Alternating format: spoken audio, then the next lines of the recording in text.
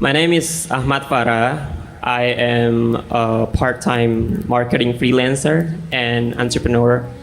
I have two simple questions. One at a time, brother. We allow only one question at a time. Okay, Please thank ask you. your first question. Okay, thank you.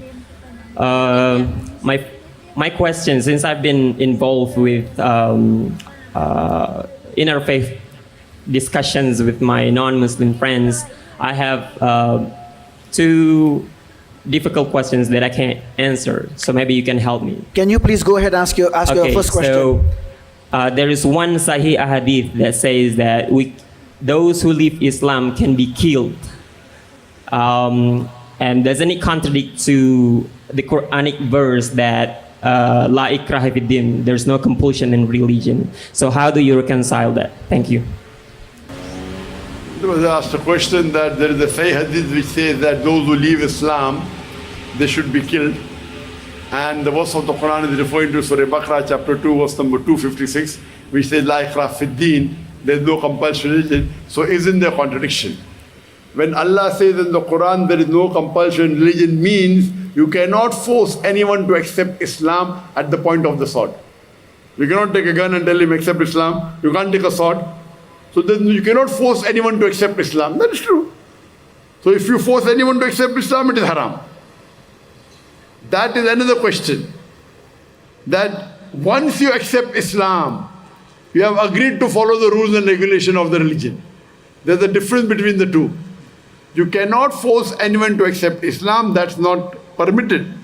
But someone who accepts the deen, he is a Muslim, then he leaves the deen, he is going from the right track to the wrong track. This Islam does not permit. And why Islam says that? They don't want a person to go from good to bad. Islam agrees that Islam is Dinul Haq.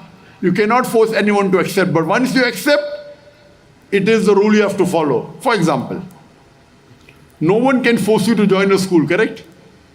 Yes. Can someone force you? No. But once you join the school, then you have to wear the uniform or not? Yes. You have to respect the teacher or not? Yes. You have to appear for the examination or not? Yes. If you do bad, then you'll fail or not? 100%. Now, why you're failing me? Not forcing anyone is a different concept. You can't force anyone for him to accept the deen. And that also you're quoting half. La ikraha fid din, there's no compulsion religion. Truth stands out clear from error. Whosoever holds the hand of Allah subhanahu wa ta'ala, he will take you darkness from light. He will take you from darkness to light. If you hold the hand of the Satan, he will take you darkness to light. So he'll take you from light to darkness, the Satan. Complete the full verse, you're quoting half. So there's no compulsion in anyone.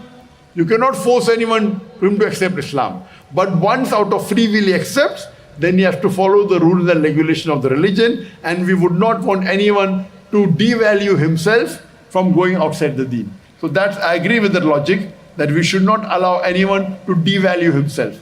So that's the reason these are the rules laid down by Allah subhanahu wa ta'ala. Hope that answers the question. But why do I need to be punished? Why do I need to be killed if I want to leave Islam? If you take admission into the school, then you'll fail. So why should I be failed? Why should you be failed? In this, there are two views. One view is a person like in a country. You know, there's something like treason. You know treason? No. Treason means you're selling the secrets of the country to the enemy. Belot kepada negara. Pembelot. Oh. Pengkhianat. If you do that, most of the country, death penalty or life imprisonment. If you do, you cannot say, why is this country giving me death penalty? Why did you do that mistake? Can you argue? No. No, I want to do it, I want to sell. No, why? This is the law of the country. Why did you become a citizen of the country? But I cannot do that to somebody else who's not a citizen of the country. Do you understand? Yes. So these are rules of the country. They're logical. And this is to help the person stay on the straight path. Allah wants the person to go to Jannah. So that's the reason these are deterrents, so that he stays on the straight path. Those person who don't know what is the beauty of Islam, he may think it's illogical. I'm asking you a question. Your son wants to jump from the 10-story building. I saw Superman. Will you allow? Will you allow? No. No, but freedom is there. Let your son jump. He say, I'm Superman. Superman jump, he doesn't die. What will you do? Allow him to jump? No. Why? Because You're a very harsh father. Maybe you slap him also, correct? Yeah. Why? Why don't you slap him? Yeah, because I would rather slap him as opposed to Rather let than he dies. Yeah. You're also better you die rather than you go to hell. Do you understand? Yeah. Thank you. Otherwise you go to hell. So we don't want Muslim people to go to hell. Yeah. Okay? Hope that answers the question. Thank you.